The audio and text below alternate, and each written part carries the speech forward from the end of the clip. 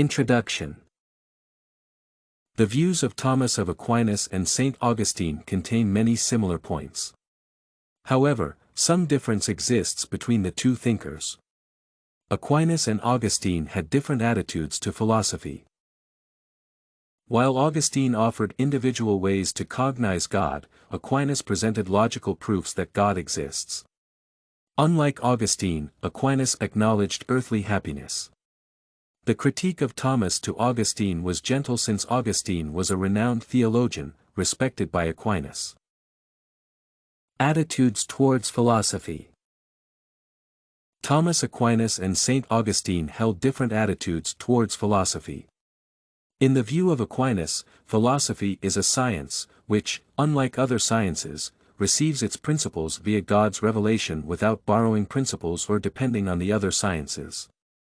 Philosophy has to use the other sciences as its handmaidens because of the deficiency of human mind.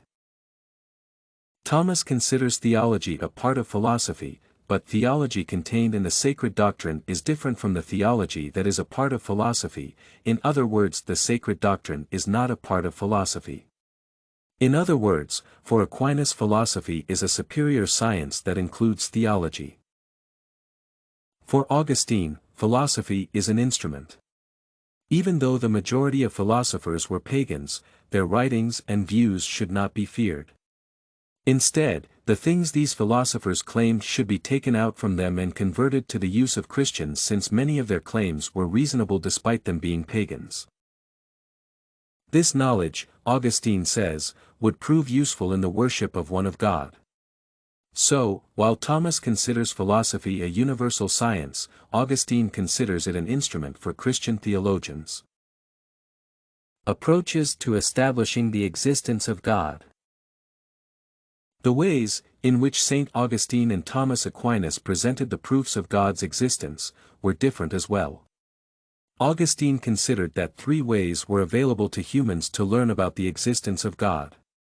First, through mystical experience, which only a few people can receive. Second, through faith, in other words, a person had to believe the claims of others, who had mystical experience. This way presents wide knowledge to a person. Third, through reason, in other words, an individual should come to a logical conclusion that God exists.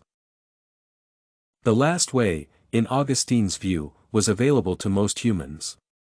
Aquinas, in his Summa, offers 3 articles on this problem. In the first one, he states that the claim, God exists, is self-evident, but not to humans. In the second one, he says that it is possible to prove God's existence to people. In the third article, Aquinas presents 5 logical proofs that God exists. All things are in motion, so there is someone to start the motion. Everything has a cause, so there should be a first cause. The existence of things is causal, so there needs to be a thing necessary in itself to cause them. Things have characteristics to different degrees. There will always be something of a greater degree, therefore, there has to be something of the greatest degree. All living beings are striving to the better, so someone is guiding them.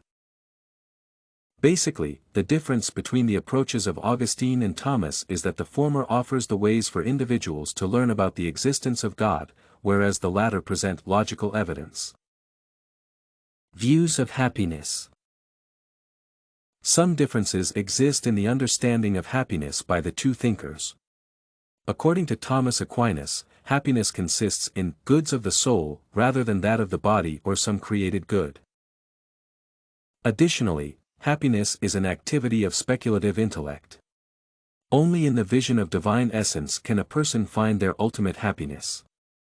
Unlike Augustine, Thomas considers that some imperfect happiness can be achieved on the earth, but the only way to receive perfect happiness is to develop one's natural powers such as intellect and will.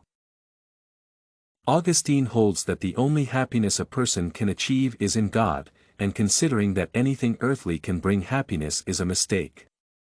Overall, Thomas and Augustine agree that true happiness is connected with God, but Thomas distinguishes a kind of imperfect, earthly happiness.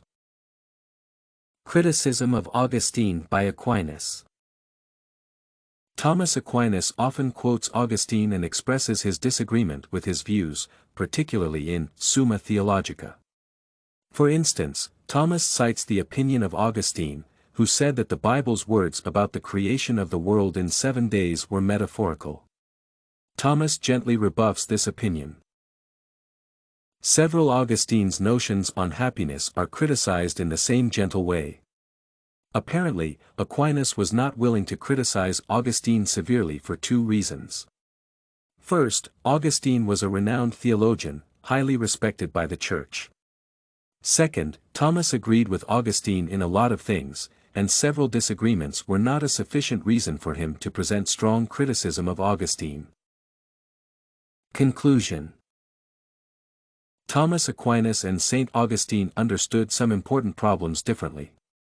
Their attitudes to philosophy were different. The approaches of these thinkers to establishing the existence of God did not coincide. Even though their views on happiness were similar, Aquinas recognized earthly happiness, unlike Augustine. Thomas's critique towards Augustine was subtle due to the Church's and his own respect to this thinker. This and many other essays are available at studycorgi.com.